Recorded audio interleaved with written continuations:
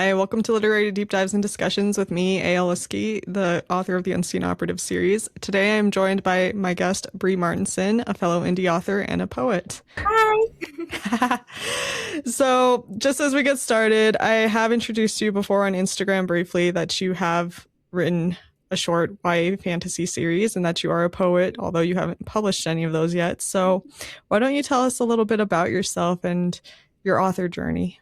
So, my name is Bree, and I am going to use an alias for my adult series for many reasons.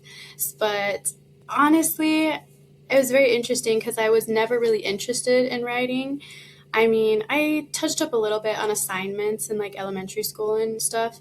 It wasn't until ninth grade when we started learning about poetry, which kind of earlier in my life, some younger grades touched up on, but they never really went in depth on it or the structure of poetry or the history of it.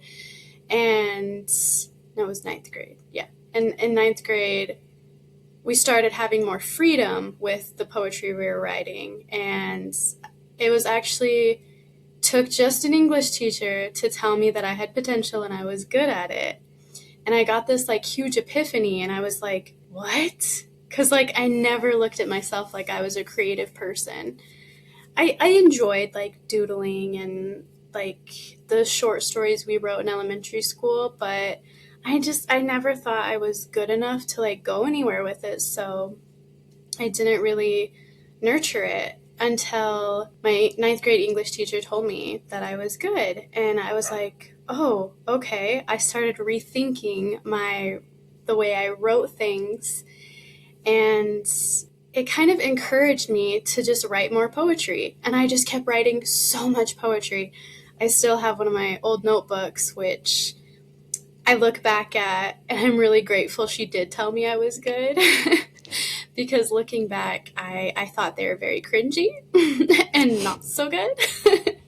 So I'm super grateful that she saw the potential in me because that really was the spark I needed to start nurturing my writing. And then I just kind of I always had very vivid dreams. And I was like, how fun would it be to turn one of these into like a book? Or just try something out of it. So that's kind of how my first young author series was developed or started blossoming. How old were you when that happened? When I started writing poetry or when I started writing my first book. The first book. You did mention ninth grade with the poetry. First book probably was in 2012, I want to say. Okay, so a little bit ago. Man, I'm doing math in my head now. This like 6 years. It's not 6 years. Wow, my brain. 2012. Yeah, that's over 10 years ago. Wow. How have you been writing since? Like, how has your writing transformed since that time of publishing, and how have your poems changed as well? So, as soon as my first book was published, it's like this whole entire world just opened up.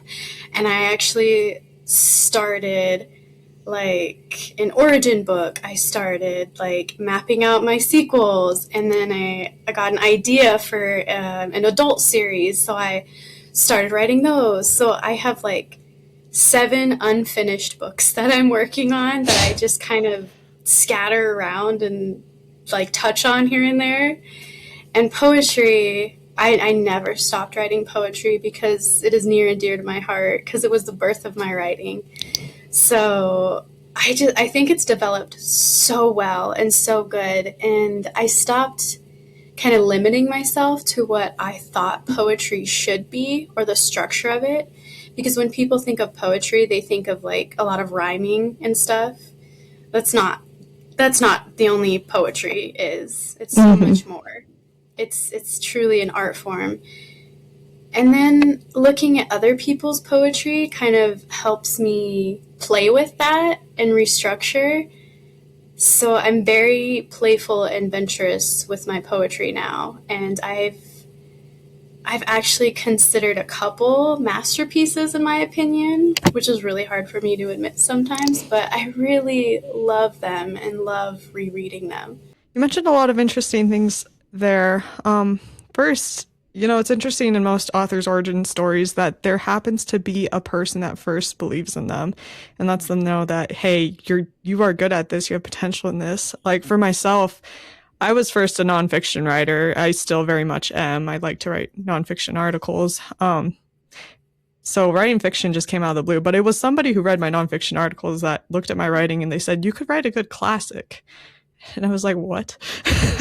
So that's kind of where mine started. That person has not read any of my books. I don't think that they will actually. Their eyesight is failing, but it's one of those things that we all have someone who believes in us. But then you also mentioned like as the writing comes on, more ideas flood to you, and suddenly these worlds open up, and that's very much how the writing journey I've found to be for myself as well. To that point that you do find yourself creating new worlds, creating new masterpieces. Like I didn't see the Lattice Scheme as being anything more than a short story, and now it's going to be a 5-book series. I love So that. That's it is awesome. amazing. But on Totally. the yeah, it blows up. It really does. And then also what you said about everybody thinks that poems, are limited. And that's kind of the same with the way that people are about genres in traditional publishing is if you That's can't fit your true. book neatly into a genre, they don't want you because the agents don't Yes. know how to sell that. Part of the reason I didn't go to traditional, like my series, The Lattice Scheme Foremost, is a mix of a speculative mystery thriller. Like it's a hardcore mystery at the core, but there's also elements of fantasy and romance and thriller and speculativeness in there. And Right. so, All those how do you define subgenres. that? Exactly. Yeah. I would say writing can't be defined, and that's kind of what you're describing is when you stop letting what is known define you, you can reach out to so much more. You mentioned that a dream inspired your first book. Have dreams played any other role in your series, like your upcoming works? Ironically, not really. I mean, I kind of journal on a lot of my dreams, but I don't know what it was about this one scene of a dream because it was a very short dream, and some of my dreams are very extensive and long and detailed that probably would make great books, but I didn't have the same passion behind those ones in manifesting a story as I did in this one scene, which is actually um, the first paragraph of chapter one. Oh, And it's King Skyril looking over his kingdom, and just that scene was the dream. And he doesn't even play the biggest part in this book, which is crazy. mm-hmm. I actually like, yeah, it's actually so much more than him at all. And it just, this one scene in the dream just developed a whole entire world and paradigm. But I don't think my adult series is based off a dream. What are the different places that you derive your inspiration from? I've always had a fascination with humans turning into animals because I am an animal lover, which it's very ironic that I wrote about wolves because I'm more of a cat lover. I don't really know how I chose wolves instead of cats. Part of me wishes I would have had werecat people, but werewolves are like the more popular thing, I guess. And like that's what the dream was. It was this werewolf king. It just kind of happened, I guess.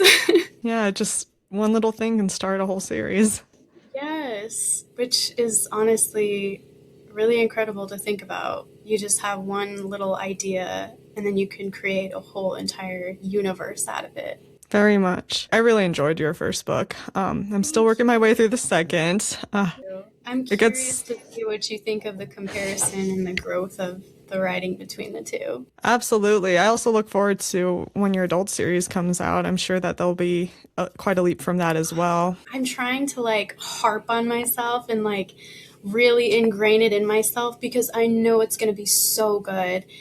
And I got like the beginning and the end of all 4 books laid out. I just don't know what to put in between and intertwine the stories together. It feels very, very messy right now, but I know it's going to be a masterpiece. Yeah, there's always those little moments of, weeding through plot lines that we have, and sometimes it can last anywhere from a month to a year. Let's see. Do you have a favorite part in any of those two books? I mean, I'm a huge hopeless romantic. So I guess just the relationship that forms with Asher and Aliana. And honestly, I hate to say it, but probably the scenes with Aiden, because I don't know, my antagonist creates so much depth that I didn't really feel I would have, because my original idea was just to kill Aiden off. And now Mm. he's going to be a huge part in the third book. So the fact that he's grown so much just in the first book, and he's created such an energy in the first book that I didn't anticipate. So those moments are kind of exciting for me, especially in a Hmm. young adult series, because they were unexpected to me when I was writing them. I So can yeah, completely agree with that. Unexpected scenes end up being the best. that was like in the first book. So kind of the scenes where Aiden plays a role in. And then the second book is really, I don't want to really ruin anything for you for the second book. I'm okay with spoilers. I'll read it anyways and love it. Okay, I love that too. I'm the same exact way. Anyone can tell me spoilers and I'll still enjoy it just the Oh, same. good. Then I can share things too. So the second book, I really like that I've created a blind character. That's been really fun to play with. So Skull being blind and the connection that he has with Asher, that I'm excited to intertwine together in the third book, has me very, very excited to write about. And the scenes with Skull is just fun to write. And of course, the hopeless romantic comes in with him and Elaine. And I've had some people actually be really frustrated by the insecurities that Elaine has. And I get it. It can be annoying to read so much about and so much into, because you're like, oh, this is such a negative, pessimistic character. But I'm excited for her growth as a person so people can truly see that that's how humans are. Their character development. Like, you've got to start somewhere with character development. And I think where she started as a slave and where she's going to be in her character development is such a beautiful thing. And I really like her and Skull's scenes together. I love that. Capturing the human experience is a huge part of my Unseen Operative series. I love that you have somebody who's blind because Holden Wagner in my series is blind, and he's like the most pivotal character that came Yes, out you of did. nowhere. Yeah, Yeah, but yeah, characters, they just kind of form in different ways that you don't expect. And if they don't have that human aspect to them, the actual struggles, the working through things, the becoming better, why exactly. would we connect to this book or this series? It becomes something that you just Right. glaze through, you put down, and you don't pick up again, if Yeah. ever. Like, I think characters ought to really be timeless, and to be timeless, you have to be human. Amen. I love that. Exactly. Because you don't want a dull character. You want depth. You want understanding. You want to know where they came from. Like, you want to know why a villain's a villain. Like, Hmm. everything about the character that you're trying to connect with. Precisely, it's the double side. And it's interesting to me, like, because crime fiction is very much what I dabble in.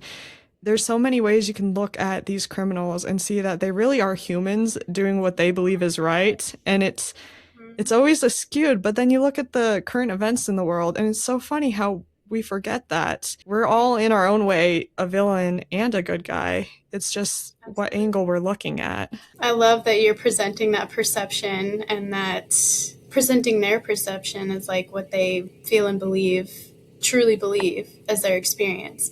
Because the matter of perception is one of the most fascinating things to me. So I think that's really fun to incorporate as a writer, perception.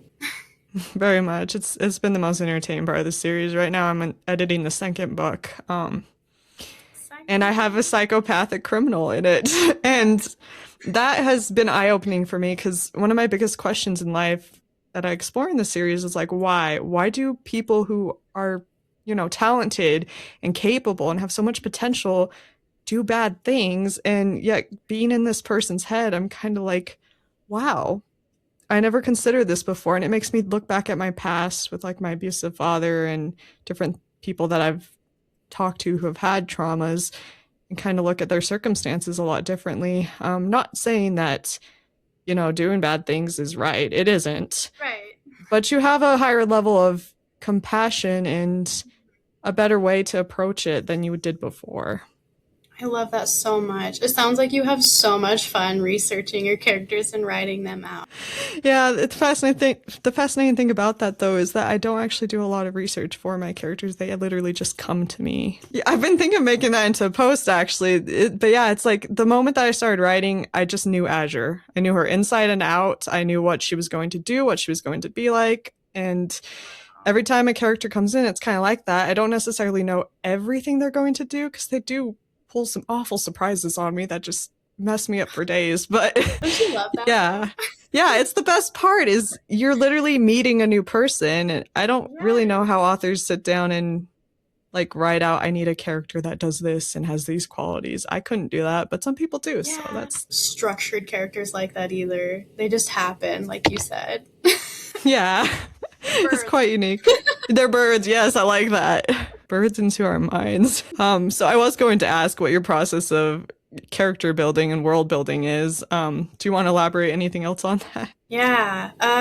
Wow. That has been quite an interesting process because I had no way of gauging how difficult it would truly be. And the more I gauge it out, organize it, the bigger it seems to get. And it's pretty overwhelming world building, honestly. Notebook AI has like helped me so much to just like have a better organized structure and the little details of like certain characters, like their eye colors, their height, and because they do age throughout books, it kind of helps me keep track of that as well. Plus the deities, the like different cities, like the cultures of the cities. Like there's so much more than that I did not anticipate going into like world building. And I'm like, oh my gosh, I didn't even think of the culture. I didn't even think of what language they're using, what type of coins they're going to use, and just like little details like that. It's a lot. It is. And it just kind of happens. I just kind of go about it when it comes along and I have to put it into the book, but then I feel like that can make the structure throughout each book kind of messy because I have to try to tie it all together after the first book's already written when these ideas have came after the first book, which is crazy. Yeah, that is honestly that is the most complicated part for me as well, because it is a growing series, and while there's like in the foreground there are these little mysteries going on that she resolves, there's this overall big picture with the world at large that I constantly have to keep, mixing in the new technology and how does this relate to what was previously said in the first book. So it's flipping back to the first book, going on to the new one, and then I think with world building, that's where the biggest research comes in, at least for me, is that's when I need to look back at, politics and economics, even the environmental science, biology, things like that. So it's, yeah. And like even simple things like fighting, I like to make mine as accurate as possible. So like I've picked up bow staff now to better understand how those dynamics would work within the fighting scenes that there are in my book. But it's, anytime that world building comes into play, it is this web, which is why I think all authors should have a crime board just to map out your world. And that's what Notebook AI is for me, is like a crime board. Definitely. I definitely, if I didn't get Notebook AI, I probably would have just been so inconsistent and just lost like everything. I'd get so overwhelmed and like just I don't even know what I was doing. So yeah, fantasy world building is a really interesting thing. And I love how you called it a web because it truly is as dramatic and drastic as a spider web. Yeah, webs have been on my mind. It's in the title of my second book, but I have not revealed that yet, so I won't say more. Yeah, but it is a web. And so it's curious that you mention AI. I'm curious what your take on AI is because my personal perspective is why you use it determines whether it's good or not. Like, I see the way you're using it as that's the way it should be used, to help you organize, keep track, rather than writing things for you. But what is your Yes. take? I actually have a very similar opinion. I I don't think we should rely heavily on AI. We should use it as a beneficial tool or object, like you said, organization and structure. It can be very dangerous. So, yeah, we shouldn't abuse it. And it shouldn't be writing music for people. It shouldn't be writing books. It shouldn't be doing things for people. What is the danger that you perceive in over reliance on AI? People losing their sense of purpose in life, people losing their passions, people being dehumanized, really. Dehumanization, because we're relying so heavily on a robot that we just forget our own reason for living. Yeah, I definitely agree. There's so much that we don't let ourselves discover when we become reliant on things doing other things for us. Like, I don't know if I told you, I used to live in the Philippines, and Philippines is considered a third world country, especially in the rural parts. We didn't have electricity, we didn't have plumbing. Everything we did, we washed our clothes by hand. We had this big pump to get water every single day. If you wanted warm water during the winter months, like, you had to boil it and haul it upstairs. And so, like, living in a country like that makes you so grateful for the things that you do have. But then, like, the other week, we had a power shut off. And, like, I was okay handling it, but it reminded me that so many people don't have those skills. They don't know how to survive. They don't know how to live without everything that we've had. And so there's that aspect of it. But then there's also, like, learning how to draw, learning how to write. We don't go from learning our ABCs to suddenly being able to write a novel, but it's that process of stretching yourself that empowers you to really grow, to become something better. And I don't even know how to describe it. It's, to me, like, I liken it as a Christian to becoming like God. As you learn these processes, you're empowered to be something beyond yourself, and nothing can ever make up for that feeling, especially AI. So depending on these things, like, loses human potential. Yeah, I absolutely agree. It's almost like AI is becoming a god, and Mm, that's very concerning to me. very much. So it's a constant debate in the author community. People are for and against it, but again, it's, what's your why? Is it something that you're using to empower you? Kind of like food. Like, do you eat food to stay healthy, to get energy, or are you just eating Right. because it's Because you entertaining? have to. Because you have to. Yeah, are you just getting by? There's so many things, but all of these things are just tools to help us be better if we use them properly. So let's talk a little bit about your poems. I do not know a whole ton about poetry. I have an opposite experience where I attempted to write a poem in 10th grade and I was told I sucked and I should just not do that. Oh, It's okay. you should Poetry's not my not thing. do that. You should get a second opinion. I'll see if I could dig it out. I still have that paper somewhere because it Or was so try funny. again. Who knows? Yeah, try again. But we've talked briefly before in our health coaching course about your poems. So tell me a little bit.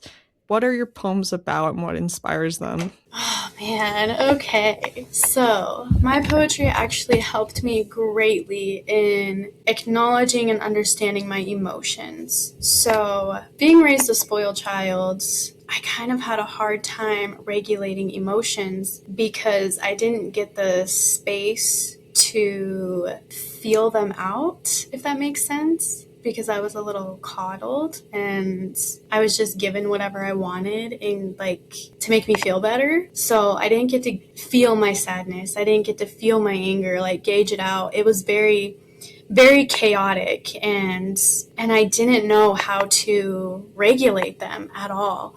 And then as soon as I started writing poetry, it like manifested my emotions to where I could see them and understand them better. It made me feel good. It made me just start understanding like maybe what I'm feeling isn't so ridiculous, or like maybe I'm not overreacting or underreacting. And it just was easier to write it out than feel them, if that makes Mm, sense.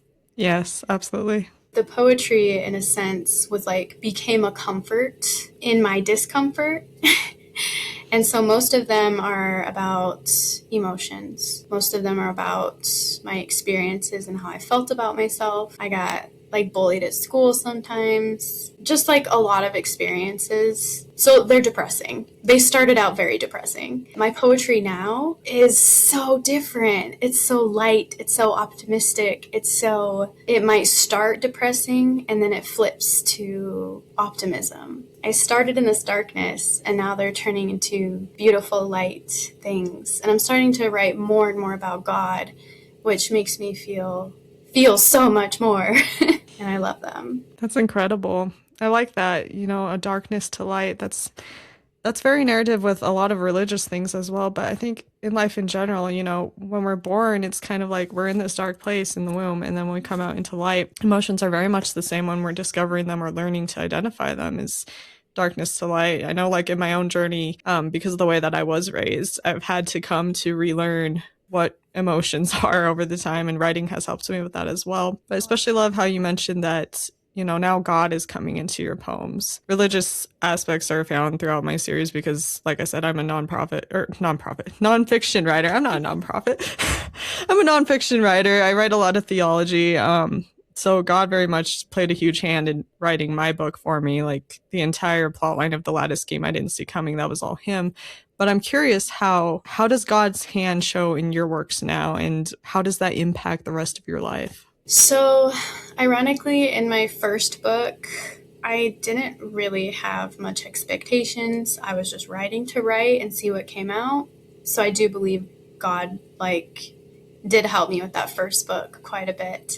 But now I'm really thinking about how I want to present, his love, the love of God and what Jesus did for us more so in my stories. That's kind of what my adult series is going to represent a lot. But my young author series is kind of harder since it's already laid out. But I still want to intertwine certain things of what Jesus represents and how he shows us to give grace for people and have patience and understanding. And forgiveness is probably one of the greatest powerful things that I've felt in my life and my experiences. So probably forgiveness in my young author series is probably presented the most and one of the most important things. My poetry just represents the love of Jesus and God and what they have done for us, and how much joy that brings me and should bring humanity, honestly. So writing that out and presenting it in an emotion so impactful is almost so difficult to represent in words, because you can't really portray such a feeling in words. So I'm doing the best I can in stories and experiences, elements in nature, to intertwine that feeling and the gift of forgiveness and what he's done for us in all of my writings and my stories, the best I can. Yeah, that's really what it comes down to, is there's only so much we as humans can do to put in the principles. And we have to trust that he is going to somehow bring that out to the readers as they need it, if they need it. It's the same way as the Bible, as well as the books that were not included in the Bible. Several folks will read through the book of Enoch, the book of Judith, and they'll find so much meaning in those that they weren't able to find in the Old Testament, and vice versa. Everybody's got their thing. So I love that. Forgiveness is such a heavy topic, though. I've been debating how to present that in my own series, because there's so much need for it, especially as things escalate throughout the series. And yet it's something that I continuously find in my life is needed to be relearned and repeated in new and different ways, because forgiveness is never this one-time thing in life is better. It might be, I forgive you today, and then the next day, it's all back again. And I think that's why I kept my antagonist, Aiden, in, so he can be representation of someone who needs forgiveness, or how that can be portrayed and represented. And I think my third book is going to be the major selling point on that whole wrap up. I really need to get on that, because that's going to be a good one. It sounds like it. I mean, he killed Aliana's mom. She has every right to hold this hatred for him, and he is just kind of ignorant, arrogant and ignorant, because he's so in love with Aliana. He looked at killing her mom in a totally different way. I think that's going to be a very interesting and fun dynamic to write out in the third book, and going to be very important for people to see that Aliana can potentially forgive somebody who killed her mother. I like as you're speaking, I can sense like, there's that tension and that struggle that even there are like different perspectives to those things, and there is like the romantic interest on one side, and then obviously like you killed my mother. This is a terrible thing on the other. A lot of romance authors, I feel like, would take that to an enemies to lover arc, which I don't necessarily agree with, but I like the way you're describing is that there is this real tension that things can't just smoothly work out in some magical fairy tale. They have to be dealt with these difficult emotions. Exactly. And I want to try to represent those difficult emotions because of my own emotional struggles. It's kind of hard when you write at different age group levels because sometimes you forget how teenagers think and compared to like 20-year-olds. So that's kind of been a difficult thing to navigate through. And I almost feel like I'm writing Aliana too maturely in a sense. So I'm trying to sprinkle in, or thinking I should sprinkle in more immature moments. But I'm not very good at comedy, I've noticed. Like, I try. I have my moments, but I'm not good at writing it out. Kind of like fighting scenes, too. I think every author has like some little niche that they're not good at, or, the same with the ones that we discover that we are good at. Like, I wouldn't say that I'm good at comedy. I have my readers text me. I don't know how. A lot of my readers, they like to direct message me instead of ever leaving reviews, which is hilarious to me, but I love it. So they'll directly message me and they'll say, this scene, this thing that this person said had me laughing so hard, or this was so romantic. And I'm like, I don't know how to write either of those things. So what? But I'm glad that they do. To be honest, writing romance to me is hilarious. Any tense moment that could be interpreted as romance, whether I'm reading it or writing it, I'm like having a crackdown. And my husband will come and look at me. He's like, "What are you reading?" And I'm like, "I think it's romance." Is it because it's cheesy and cringy to you, or why? Gosh, I don't know. I've been debating whether it's a trauma response or not, because like my husband will say these extraordinarily romantic things to me, and I will just start laughing so hard, and he becomes so bewildered at that. My fiance does that. If I compliment him with something, he's just like, okay. It's a thing. But yeah, it's we never know what we're good at, but writing in a different age group, that can be difficult. I wouldn't be able to write a young adult book, frankly, because my language is so elevated, and like I am operating at a collegiate level all the time. So it's difficult for me to dial it back down. And I did have a reader call me out on that, and she said this is going to be difficult for some people to read, and I said, well, that's too bad. They better go into classical literature. That's my audience. It is hard though. So I personally, when I was reading the book, I found your characters to be just the right age level maturity. Some youth and teenagers are incredibly mature, and maybe they will have little immature moments, but it's never the same across the board. Yeah, thank you for laying that out and presenting that, because you're absolutely right. I think I was just trying to write her as her mother in a way, but then I had to like dial it down and pull it back and just be like, hey, you're not a queen yet. It's okay. Chill. That's fair. I guess a reader could argue though that because she has been raised to become a queen, maybe there's that part of her in there. And since her mom just got killed, like, I don't know, when death impacts folks, I've noticed that they really do start to step up in maturity. I've seen that in my own life, with my siblings. When my grandmother passed away, she was like a second mother to us, and maybe that's in there too. Yeah, actually, thank you for bringing that up as well, because she did lose both her parents, and she had to run a whole kingdom at the age of 16, so you literally have to mature. So you're absolutely right. Thank you for presenting that. Makes me look at it and feel a little more relieved at how I wrote her out.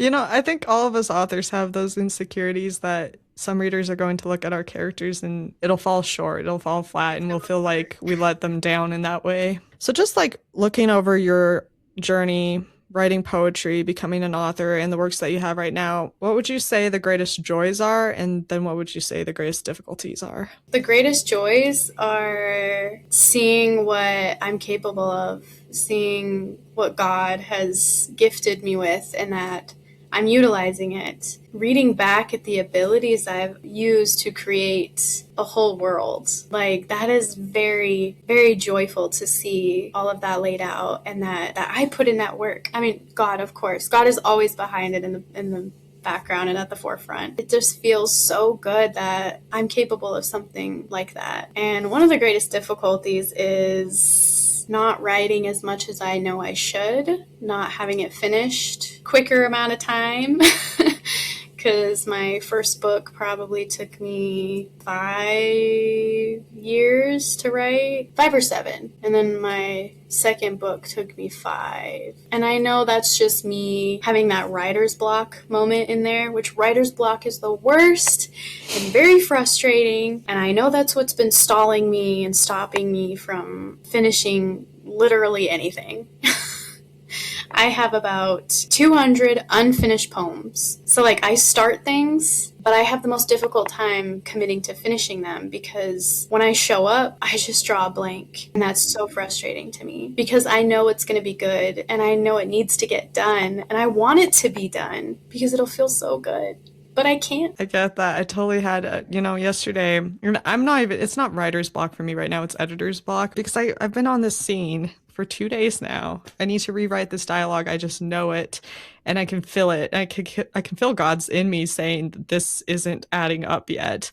So I've taken it and I've rewritten it and I've rewritten it and I've tried and tried and tried and I just can't seem to get it. And then today I wake up and there it is. Like what? Right? What just happened? But so when those things happen though, I've noticed though, especially back when I was writing the Lattice Game, because that took me about 1.5 years around work. I mean, I wrote it all the way in less than that time and then I had to rewrite it because it was trash. But I remember there would be weeks, it was at first, it's completely different now, but there would be weeks that I would literally not write anything at all on it because it wasn't adding up in my mind. And the only way that I could get out of that block was to get out of forcing myself to do it. I had to step away, go about my regular life, and then I'd be like in the kitchen a week later making dinner and boom, there it is in my brain. Yep. He was in the shower, middle of a shower. So I have to have my phone nearby with all my notes laid out. And I'm like, I just gotta Yes. write this down. Or like, I gotta start a poem. Like, write a poem about this. Crazy. Very much. Like the funny thing about being a writer, being an author is like you are really writing all the time, but the inspiration comes in the darnest places. Yeah. And it's not always on the topic that you want. It's so random. Like, you want to commit and finish a book. Well, you're gonna start a new book. It's true. Gosh, I have a fantasy series in my head. That's also come from some dreams that I've had in the past, and like I'm itching to get to it, but like I guess probably because of the way I was raised, I have this hardcore discipline in myself that I am not allowed to even entertain that idea until I finish this series. But at the same time, it's like I get these passages in my mind for that I'm like, if I don't write this down, it's gonna fade away, and I can't let myself write down. So, Sneak peek of the idea. oh gosh, so I have an obsession with clouds. I've always loved clouds, and I've also always really loved Kingdom Hearts. It's a video game series. So my mind's been kind of incorporating things in my head that there would be this like cloud dwelling people that live in the sky and just all this action. And then there's people on the ground level that are just like in ruins. And what happens when somebody falls from the sky? Oh my gosh. That's like the Castle in the Sky movie. Yeah, minus angels. It's absolutely Oh like my Castle in the gosh. Sky. You need I to love start my writing that Izaki. yesterday. No.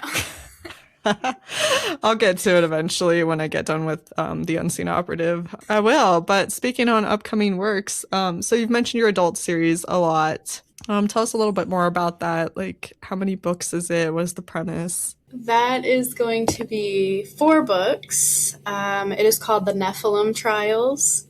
Ooh, And I like it. they are the daughters of Lilith. They are fallen angels. So this is like kind of play on the Bible in a way. And the first book is okay, so they're each fallen angels with blessed curses or cursed blessings. I haven't decided how we want to look at that yet. So one is a vampire that actually sucks out demonic souls, and she Ooh. breaks the demons down in her body, and that depends on the hierarchy of the demon structure, how long it takes her to break them down. So each one of the books is actually one of the 7 deadly sins. So she struggles with, I'm still playing around on which one ties to which angel. So she might be Wrath or something. And then the second book is kind of a bipolar mermaid, bipolar siren that controls emotions. And so she kind of draws on human emotions, and she can be very empathetic, but she's bipolar, so she goes back and forth. Her story is probably going to be the one I struggle with the most, just because I don't really have an idea what I want to do with her. Third one is probably been my favorite to write so far. She is the Grim Reaper, so she sees auras. And she takes them like that's their souls. So like soul auras. She has this scythe, which is really cool to play with as well, because Grim Reaper, scythe. Each one of them are daughters of Lilith, which is the 4th book. Their fathers are one of the angels. So like, I think Samael is the Grim Reapers. Ramiel might be one. And then Lucifer, of course. And Lilith is the 4th book. And there's this huge twist at the end that makes me really excited to publish the series, just because of that ending. That's in the 4th book. I have to publish the 1st book first to even get there. I feel like these are kind of dangerous to write at the same time, because it is playing with both angels and demons, and I do feel a lot of spiritual warfare when I write them, but I also feel they were very important to write. And the reason the 3rd one is my favorite is because I'm going to touch on every single controversial subject that involves death. Yes. So, oh my goodness, wow. Drug addiction, everything. Like, I'm gonna write about it. It's gonna be brought up. It's gonna stir a lot of people up. So I'm very excited for this series, and I don't know what's stalling me, because it needs to be finished. Wow. Well, it sounds incredible. Like, I am so intrigued right now, and I don't read a whole ton of fantasy, but I'm like, wow, this is, especially like putting in those human things that we all need to deal with and come face to face with, like, that is so important. But you're right, it is such a massive struggle, and I think that there's not enough representation in the author community of the actual human struggle it is to write these things. Because like, I get on Instagram and it sickens me that I see a lot of other thriller authors that are like joking about, shooting somebody and somebody being murdered. And here I am in my 2nd book, there's literally 5 suicides. And it was so difficult for me to write those, to think about those and the emotions coming around them. Like, I literally have to take a full day after writing any death, whether the person is good or bad, to really digest it, because that's humanity. Like, Absolutely. Life is sacred, so dealing with these things, it's not pretty, it's not easy, and glazing over it is just inappropriate in my mind. I totally agree. And I think representing it in the right light, that's ironic to say when you're representing a dark topic. Respect it as it is, as it's not silly, it's not lighthearted, it is humanistic, and it is hard to deal with, and we should be reacting to it accordingly and respectfully. So you're right, as a writer, it is hard putting yourself in those positions, because you're literally watching it play out in your own head. So we almost create our own traumas, our own traumatic experiences. We are manifesting these. So yeah, I love that you presented it like that, because you're absolutely right. It should be taken seriously. It really should. And that's why I want to present all of these human emotions in my adult series and the seriousness of it. Honestly, my main reason for all of it, bringing all the dark topics in for my adult series, is so people can see the healing from trauma, the forgiveness of Jesus, and that spiritual warfare is a real thing, and that our growth from trauma is actually a beautiful thing and makes us better and stronger. But we can't do that without God. Precisely. Something that I'm trying to capture in my series as well is that even though, good overcomes evil in a lot of cases, and we as humans can do a lot of justice and be accountable for many things, at the end of it all, we're always left with this mess that we cannot alone fix. There has to be something else to fix the madness, to bring the peace, and that is Jesus Christ. It's a lot more subtle in my series. I think the way that the Lord wants me to do that is to kind of intrigue people's minds to consideration so that they'll open up their heart to the Lord. But most importantly, when we are digging into these human experiences, is to have that bigger message, that final aha, the purpose of it all. Because too many writers, I think, from what I've engaged, they claim that, I want to present healthy relationships in this romance, and then all their writing is a bunch of porn. And Yeah. it's like, I understand that you want to portray real things, but the problem with that is your overall message can't be this is real love, because that falls short and it's dead. It has to be something deeper, something with meaning, something that makes the reader learn something within themselves, not just how to do this thing. Love is messy.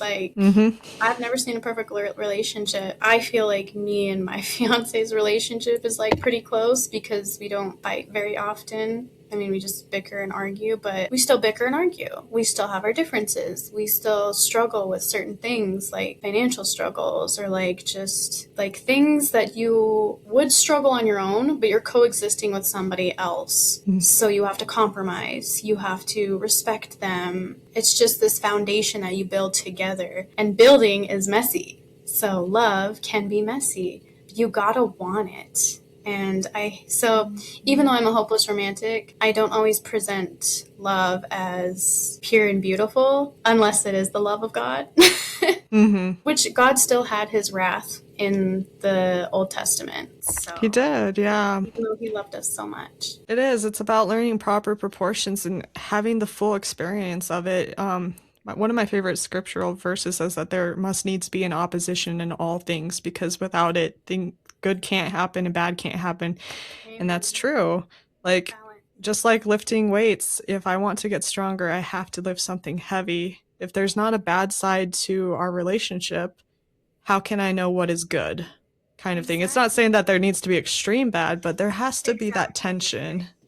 Moderation. But if you're not uncomfortable, you're not growing. Exactly. It's all about growth. That's fantastic. Well, just as we're ending our time together here, do you have any advice that you would pass on to aspiring authors or aspiring poets? Honestly, if you enjoy it, if it brings you happiness or joy, it literally doesn't matter if you think you're good or bad at it. Passions, gifts need to be nurtured and cultivated to be better at. Just like you mentioned exercising, like you need to exercise them to grow. If you enjoy it, who cares if it's good or bad to anybody? And if a passion is truly in something, then it'll be good, no matter what. So I guess just never stop writing, no matter what anybody tells you. Amen. Never stop writing. It's a lifestyle. It's a lifestyle of growth. Fantastic. Well, thank you so much for joining me today, Bree. It has just been an absolute pleasure to have this discussion with you. Thank you. I'm so honored to have been on this, and I had such a good time. It was wonderful. So for all our listeners, if you want to check out Bree Martinson's books, you can see her on Amazon. That's where they are at. Her upcoming works are TBD. We will announce those as they come, no doubt. But yes, pick up The Werewolf Queen. I would highly recommend it. And if you haven't subscribed to this channel, feel free to subscribe so that you can catch the upcoming indie authors that will be featured in the following weeks. Bye.